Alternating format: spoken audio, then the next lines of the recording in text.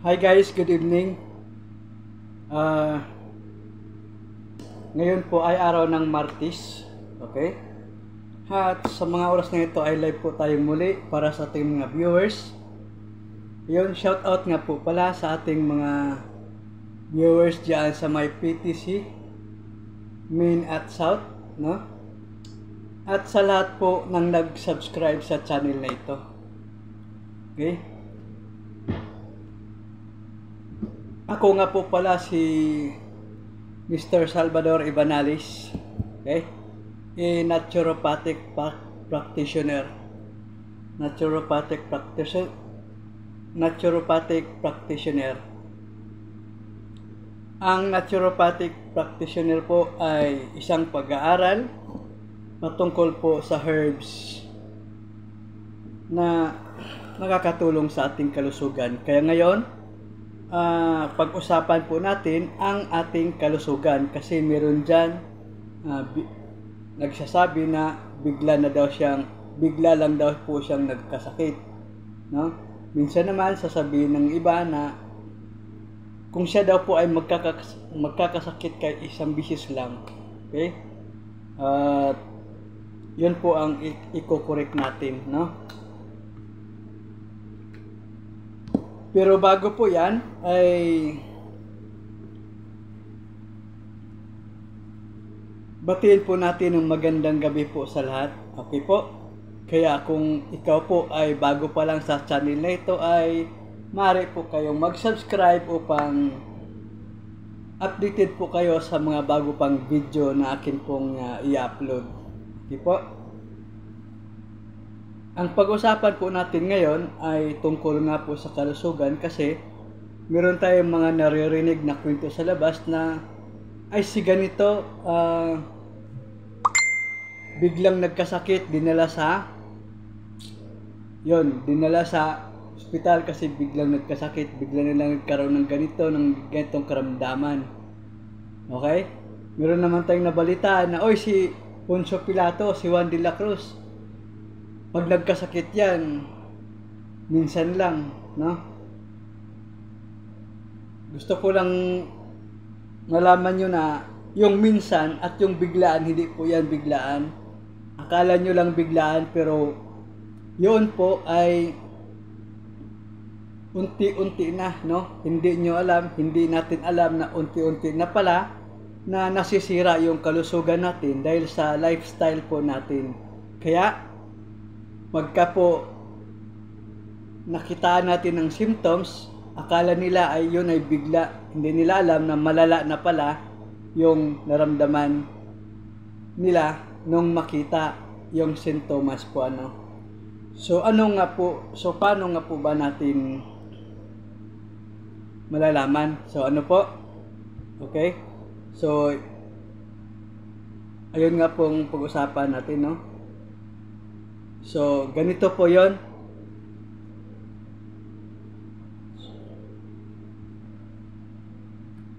Okay? Ano po ba 'yan? No? Ano po ba 'yan? Okay?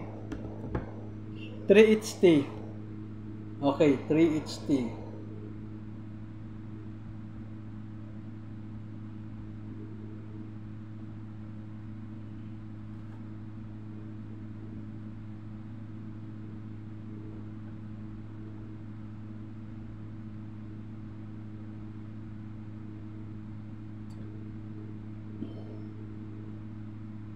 Okay?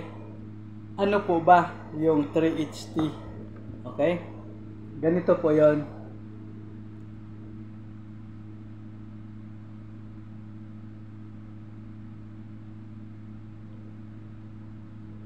Health, herbs, and healing. Okay po? So, mag-umpisa muna tayo dito sa health, no? Sa health. Kasi nga, marami tayong naririnig na kung sila ay magkakasakit minsan lang at yung kapitbahay naman nila ay biglang dinala sa ospital dahil sa biglaang sakit na naramdaman. Ayun nga po, ang hindi nila alam ay nasisira ng paunti-unti at hanggang sa lumala, no po, yung kanilang karamdaman. Kaya nung natuklasan nila na nangyari na, hindi nila alam na lumala na pala, kaya biglang dinala sa ospital, no? Bakit po dinala sa ospital? Kasi nga biglaan yung pagkakaroon ng ganong sintomas o karamdaman ayon sa kanila, ayon sa mga hindi nakakaalam, ano po. Pero ayon po sa ating napag-aralan, ayon po ay matagal na, no? Kasi totoo naman pagka tayo nakaramdam ng mga kirot o kaya mga kaya lang natin, kinakaya-kaya natin, hindi natin alam na ayun pala ay lumala na. Hindi tayo nagpatingin sa doktor kasi kaya natin kaya ko to, no? Ipahinga ko lang to saglit at itulog, mawawala na itong aking naramdaman. Yun ang akala nila. Kaya nung dumating yung punto na lumala na, hindi na kaya ng pahinga at tulog, doon sila nabigla hanggang sa dinala na sa ospital. Kasi nga po, nung umpisa pa lang, kinakaya-kaya, hindi nagpatingin sa doktor. Ano po? Kaya ang nangyari, nung lumala na, ayun, takbo sa doktor. Kasi nga, hindi na kaya. Okay? So, pag-usapan natin yung health. So, sa health tayo, ano po? Yun pong health po kasi natin, okay, nire-recommend lagi ng doktor na eat glasses, no? Drink 8 glasses of water every day. 8 glasses. Kaso yung iba, ang iniinom po, kung hindi Red Horse, ay gin bilog, 4 cantos. At bukod sa 4 cantos, meron pa yung mga hard liquor, no? Yon ang dahilan kung bakit tayo nagkakasakit sa ating lifestyle na pamamaraan. Ayun nga po yung mga dahilan kung bakit, no? Biglaan. Akala nila biglaan, no? Pangalawa, imbis na tubig ang iniinom ay yung mga hard liquor, no? Minsan Red Horse, no? Minsan bilog. Di baling makailang case doon sa Red Horse, pero sa tubig kukunti lang. Ang problema po kasi pagka uminom ka ng Red Horse, hindi napapagaling doon yung iyong karamdaman. Halimbawa po, meron kang problema sa puso, hindi po napapagaling ng Red Horse yung sakit ng iyong puso. Meron kang halimbawa ay large heart enlargement, so hindi po napapagaling ng isang Red Horse kahit ilang case pa ng Red Horse, no? Yung heart enlargement mo. Bakit? Kasi po hindi naman po siya through healing process. Okay? Pangalawa, halimbawa po, meron po kayong liver problem, hindi po napapagaling ng 4 na case na Red Horse o 1 case na Red Horse, 3 case na Red Horse, yung iyong liver problem. Halimbawa na lang po, pinakasimpleng problema sa atay natin ay liver problem. So, fatty liver, pinakasimple na problema ng atay natin. So, fatty liver, hindi po napapagaling ng Red Horse o ng 3 cantos, 4 cantos, gin bilog, yung iyong fatty liver. Bakit po? Bakit? Imbis na pinapagaling mo, sinisira mo pa lalo. Okay? Yung atay mo na kailangan natin dahil sila yung nagpi-filter na ating lahat ng mga kinakain. Ina-absorb ni liver yung lahat na iniinom mo na hindi naman kailangan. Bakit? Ano pong kailangan? Tubig po ang kailangan.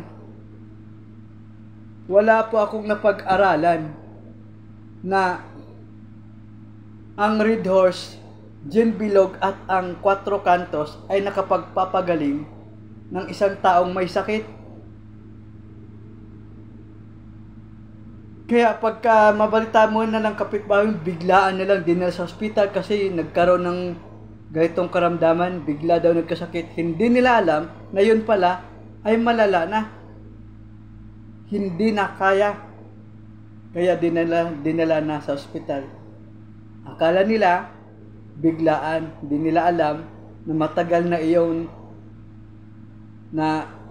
na nangyari yon at hindi pinapansin, hindi pinatingnan sa doktor, hindi nagpunta sa ospital, hindi nagpatingin. Ang nangyari, lumala ang sakit, dinala sa ospital. Malala na nung dinala sa ospital. Kasi noong una, iniinuman lang ng Red Horse, iniinuman lang ng Quatro Cantos, iniinuman lang Gin Bilog. O, ganyan tayo eh. Okay? Ano pa? Ang dahilan bakit tayo nagkakasakit? Puyat. Okay? Puyat. Puyat tayo lagi, no?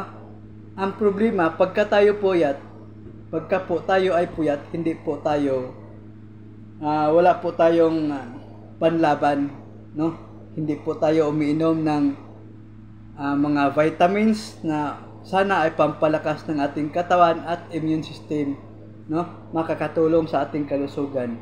Okay? Bakit po? Kasi nga ang ininom ay puro alak at hard liquor, katulad po ng Gin, Bilog at Quatro Cantos. Okay? So ang tubig doon nawala na.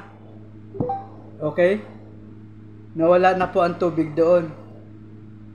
Okay? Ang number 1 na nagpapagaling sa ating karamdaman ay tubig lang. Pansinin nyo po, no? Tubig lamang. Pansinin nyo po ang halaman. Pagka natuyo, didiligan mo, mamaya-maya lang mananariwa na yung kanyang tuyo na dahon. Mabubuhay siyang muli. Ang tao pa kaya? Okay. Ngayon, hindi ka uminom ng tubig, puro kaalak, Red Horse, natutuwa ka pa kasi dami pa ka nainom na Red Horse. Ikinatutuwa pa ng marami. Halakhak dito. Kung tumawa, abot hanggang tinga. Pero kung magkasakit na, todo iyak na. Bakit? Hindi na kaya eh. No? Hanggang susukatan na lang. No? Yun po kasi yung realidad.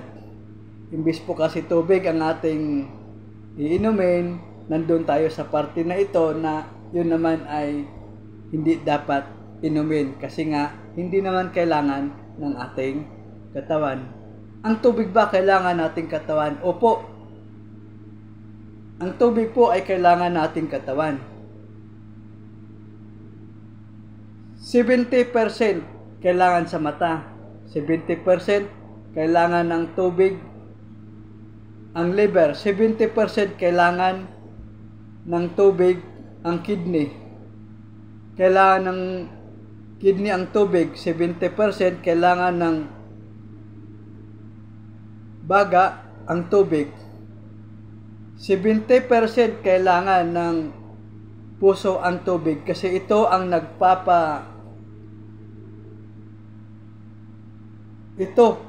nagpapaganda ng daloy sa dugo natin para patuloy na mag-pump yung heart natin, hindi mapapagod, no? Ito ay nakakatulong para magdala ng oxygen sa ating utak. Tapos, pinalitan mo ng alak, ay di nahilo ka ngayon. Bakit? Pansinin mo, pag nainom ka ng alak, nahihilo ka. Bakit ka nga nahihilo? Kasi nawawala yung oxygen. Okay? Tapos, dinagdagan mo pa ng isang case. O di lalo ka na. Tumba-tumba ka na ngayon. Tingnan mo kung nakakatulong ang Red Horse sa iyong katawan. Di ba hindi?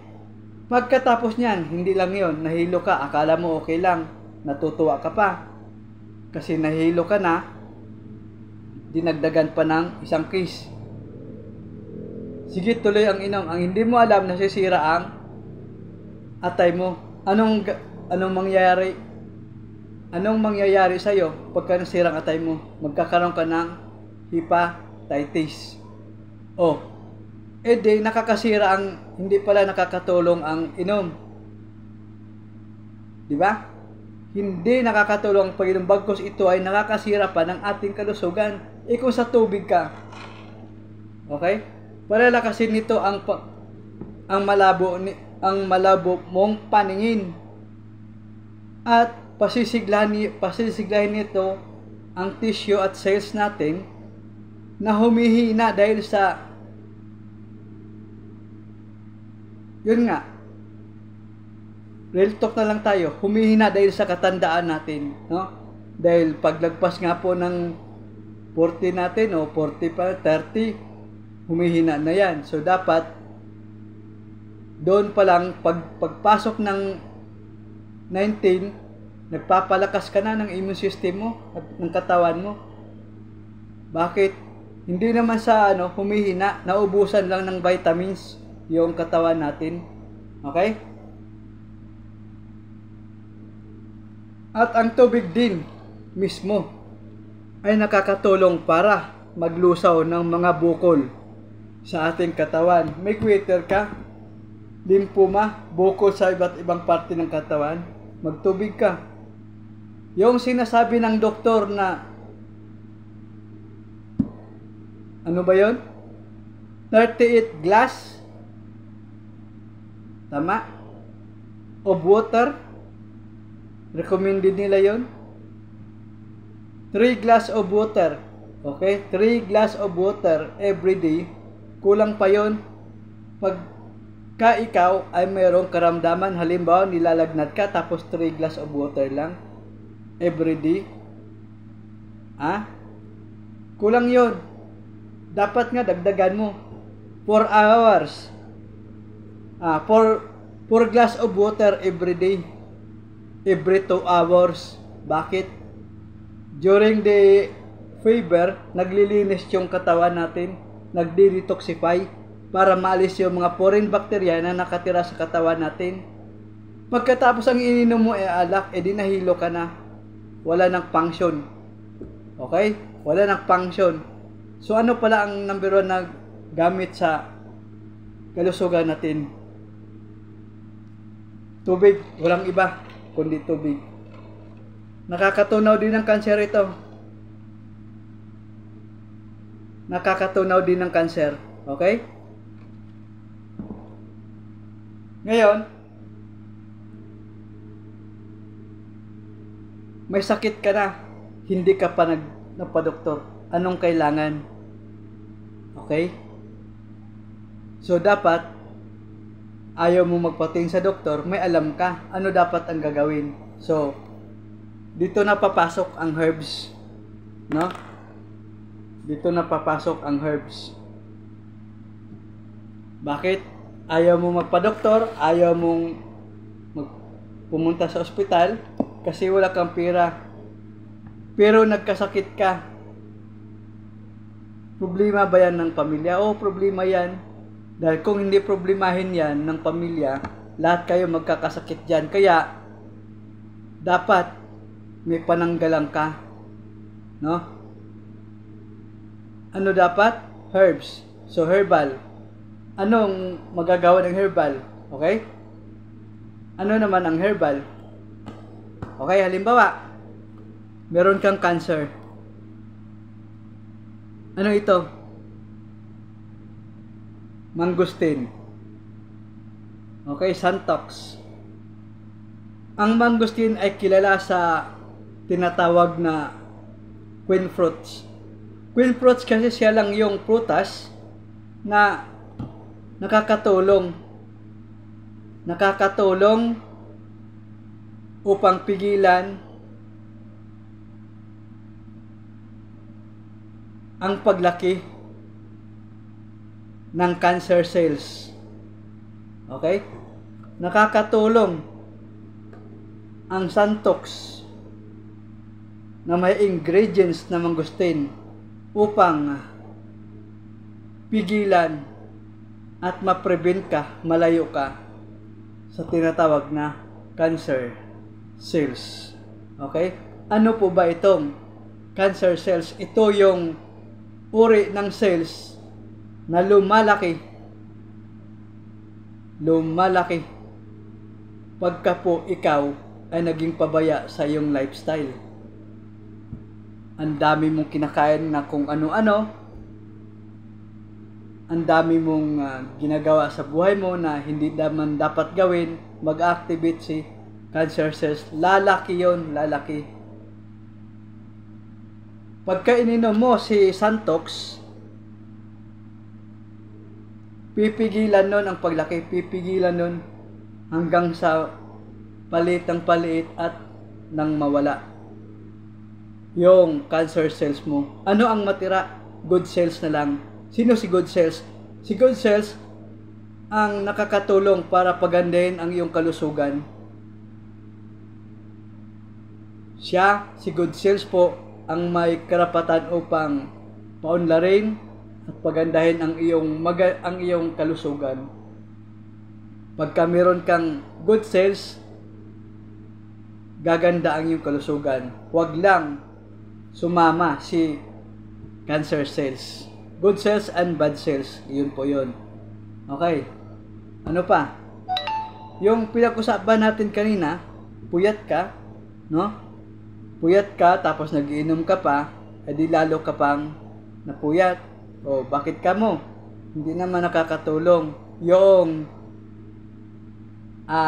pag-inom ng alak, hindi nakakatulong doon sa kapuyatan mo. No?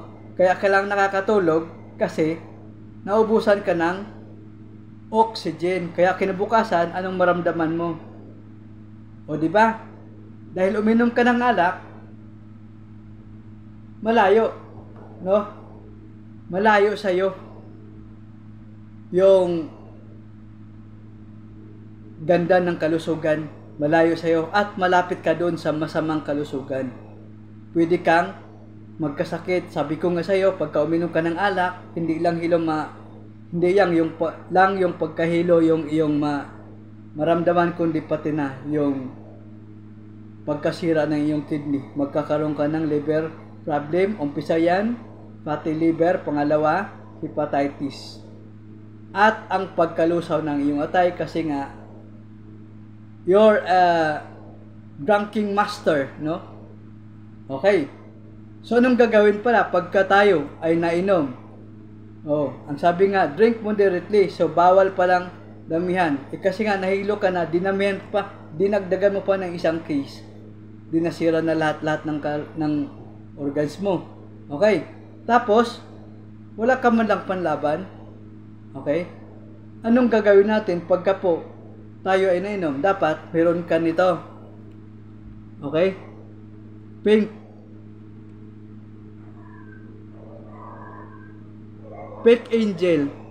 Angel glutathione. Okay po? Ang Pink Angel glutathione po ay tumutulong para pasiglayin ang iyong atay at panlaban na rin to prevent hepatitis at fatty liver. Ganun po ang workout ng Pink glutathione. Okay po? Ayan, Pink glutathione. Okay. Kailangan mo yan, lalo na pagka ikaw ay nagpupuyat at nag-iinom. Dahil hindi mo mapigilan na uminom, dapat inumin mo rin ito to prevent liver problem. Kasi lulusawin yung lulusawin ng alak yung liver mo. Kakainom mo ng alak. So, ito naman, pagka meron ka nito, pinapasigla nito, dinidepinsaan nito, sinishield nito yung liver mo. Pinoprotektahan nito ang liver mo para doon sa iniinom mo na hindi naman dapat inumin. Pero mas maganda itabi mo na si alak, no? Itabi mo na si alak, magbagong buhay ka na bago ka pa magkasakit ng malala. Itabi mo na si alak, linisin mo ang atay mo, linisin mo ang liver mo. Ngayon pa lang habang maaga pa. Okay? Pink Angel glutathione ka na. Okay? Yan po ang magandang panlaban sa hepatitis at liver problem. Okay? Next. Puyat ka.